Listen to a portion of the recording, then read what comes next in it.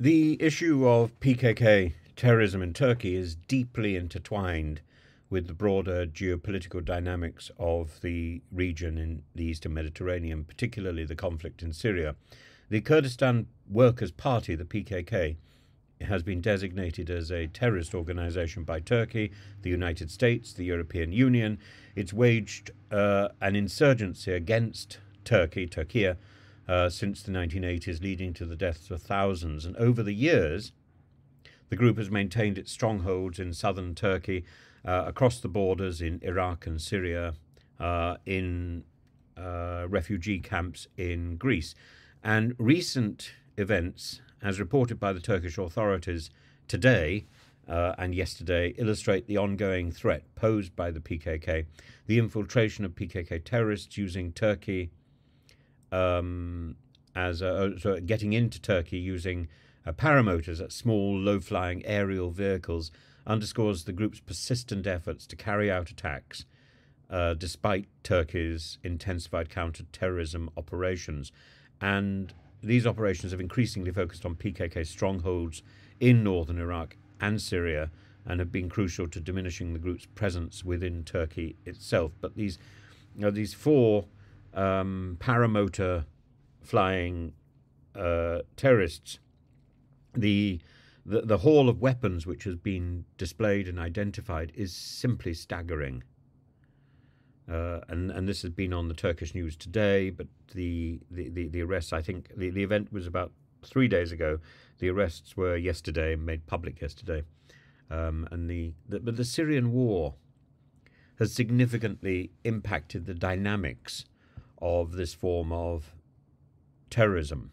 And the chaos in Syria has led to a power vacuum that's allowed various Kurdish groups, including the PKK's Syrian wing, the YPG, the People's Protection Unit, to gain control over large swathes of territory along Turkey's southern border.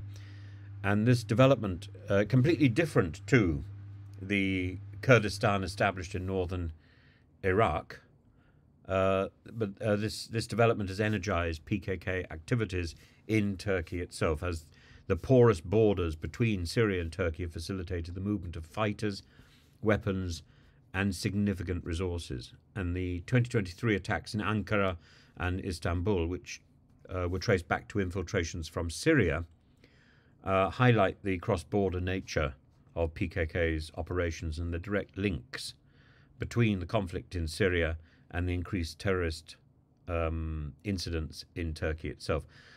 Furthermore, the involvement of international actors in Syria, including the support from some Western countries, have provided to the YPG in their fight against ISIS, has complicated Turkey's counter-terrorism efforts.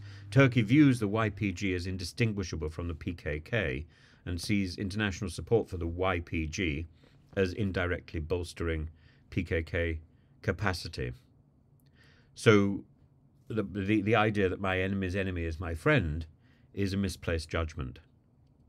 And the report of PKK's use of paramotors and ambiguous circumstances surrounding the helicopter crash that involved PKK members also raises concerns about the group's evolving tactics and the possible access to advanced equipment, albeit sporadically.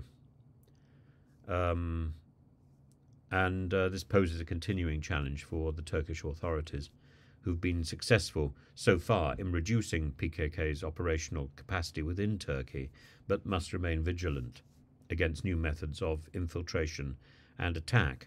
So while Turkey's counter-terrorism operations have made significant strides in reducing the PKK foothold in Turkey itself, the ongoing conflict in Syria has rejuvenated PKK terrorism, particularly in the south of Turkey, and the intertwined in sort of Malatya region, and the intertwined nature of these conflicts necessitates not only military response, but also robust diplomatic efforts, as seen in the recent security cooperation agreements between Turkey and Iraq, as Turkish Foreign Minister Hakan Fidan has noted.